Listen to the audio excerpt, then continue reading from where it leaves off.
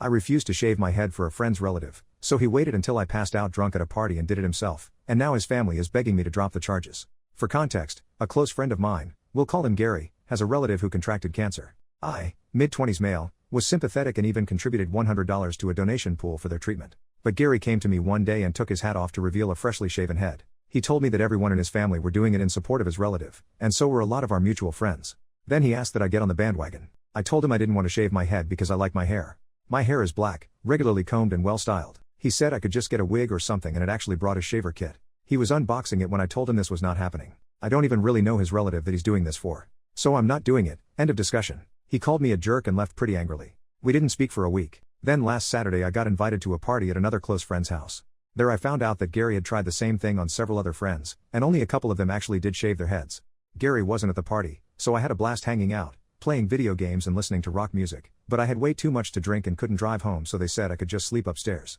I passed out on a bed and it was a blissful sleep till I was shaken awake by another friend who told me Gary had showed up late and they caught him shaving my head while I was passed out.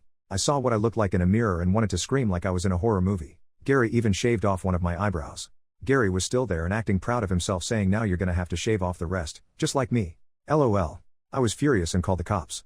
When they got there, Gary fully admitted to what he had done to me and even said he was justified. The police didn't seem to think so, as this is classified as a form of assault. They asked me if I wanted to press charges and the first words out of my mouth were hell yes. Gary cussed me out while they took him away in cuffs.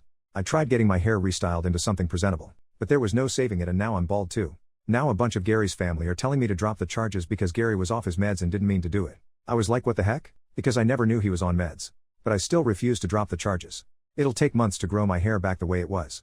But all of the calls and messages from Gary's relatives are starting to get to me. Just about everyone else in our friend group has cut Gary out though and say that I'm doing the right thing by not dropping the charges.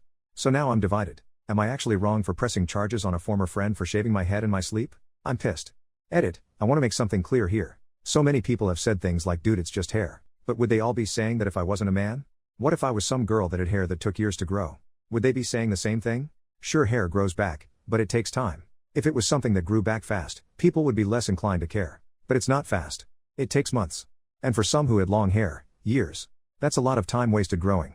And I don't plan on pushing for Gary to go to prison, but I don't plan to drop the charges either. His family already bailed him out. And while I didn't know he was on meds, I knew he had quite the temper, and even an entitled attitude at times. One example being a lunch where he wanted us all to combine the check and split it evenly. He got the most expensive thing on the menu. I got a cheeseburger. When we all said no, Gary went off on us for not being good friends. He's always been a jerk when he doesn't get his way, and I've only known him for like 3 years. This incident was the last straw for not just me, but a lot of other mutual friends. As for the charges, I don't want to send Gary to prison, but I would like him to get some therapy and community service. With the way Gary has acted around me in the past, and what he did to me, I actually wonder how long before he got more violent. I've seen and heard of him getting in fights for less. Edit number 2. I've gotten many comments from people saying you're the jerk. He has cancer. If you actually read what I posted, Gary is not the one with cancer. A relative of his I don't know does, and no, I don't know what kind of cancer. Gary didn't elaborate. He wanted me to shave my head for this person.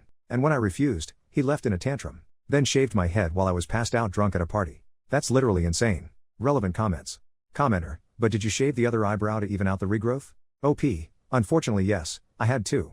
Commenter number 2, you're not the jerk. Being off meds may be a reason, but it's never an excuse, and that was definitely assault. In fact, if you haven't already told the police, make sure they know that Gary previously asked you to get on the bandwagon, said he'd shave it for you while unpacking his equipment, but you refused and he verbally assaulted you. He knew you didn't and wouldn't consent, but did it anyway while you were unconscious. OP, the police know every detail about Gary that I've given here, save for his family harassing me. Which I intend to tell the police about as soon as possible. OP, in regards to if his other friends knew about this, my friends all want nothing to do with Gary anymore. They didn't egg him on. They had no idea he was going to do what he did. Commenter number 2, actually if you're going to talk to the DA, they may be able to offer him a plea where he needs to stay on meds or go in treatment. OP, I already figured not much was going to happen since I wasn't harmed other than my hair. Whatever deal he takes in court, if he gets one, won't really matter to me. What does matter to me though is that this process makes him realize just how badly he screwed up. Meds or no meds. Commenter number 3, how did he get into the house? You're 100% not the jerk and should press charges. But who let him into that house? It was someone else's place, and I am assuming he either came in super late or early in the morning. The reason I am asking is that in addition to Gary, someone let him into the house, and I would be interested to know the reasoning. OP, Gary got in because they let him in.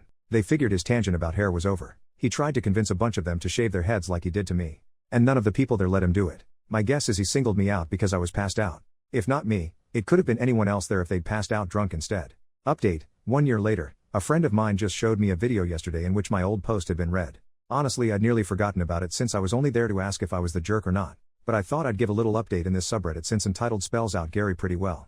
Other than the shaving incident, he tried to get us to partially pay for his food multiple times by combining the check and dividing it equally when he always got the most expensive thing on the menu, and once even pulled the I forgot my wallet bit. He was described as a neckbeard by multiple people, including women he flirted with. He tried to get a married neighbor woman that was older than him to have an affair with him, and then later egged her apartment door when she refused. That one I only learned about a couple months after my original post. And no, Gary never saw consequences for doing that.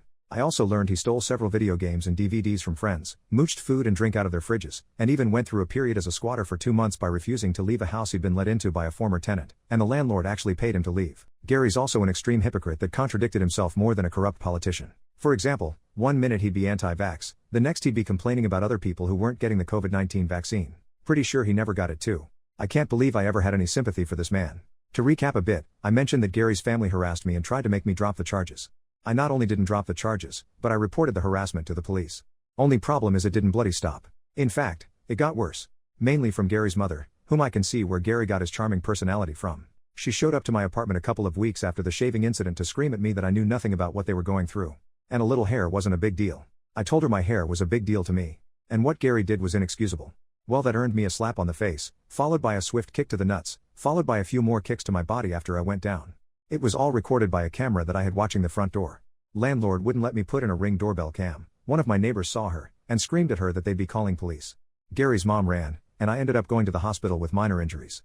Mostly just bruises, a black eye, and a sore groin. Also, the injury report was nice to have. Gary's mother got arrested, and I filed a lawsuit against her for attacking me. I saw her in court twice for both her assault on me, and the lawsuit I filed for her assault. This woman had taken several self-defense classes over the years, so she knew how to fight. That had the judge consider her a trained individual, and she was sentenced to 6 months in jail, given 2 years probation, and ordered to pay my medical bills. She actually cried to the judge about the money, but he wasn't having it.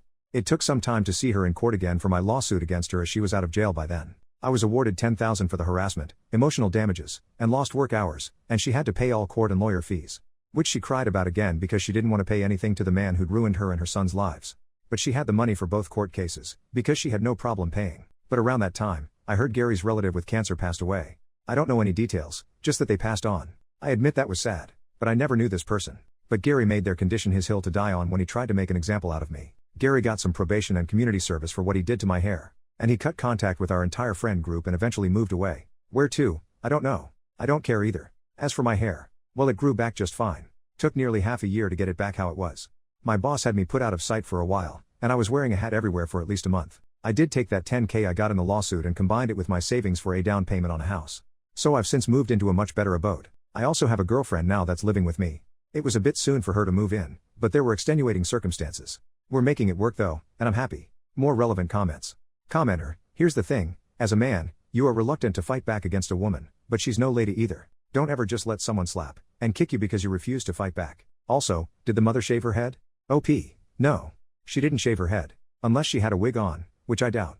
I don't know how many people in Gary's family did shave their heads because his mother was one of his only relatives I saw in person since the shaving incident. Otherwise all the harassment was online and over the phone. And yes, I was reluctant to strike back, but that old woman was faster than she looked. And that shooting pain from being kicked in the nuts is something I never want to feel again.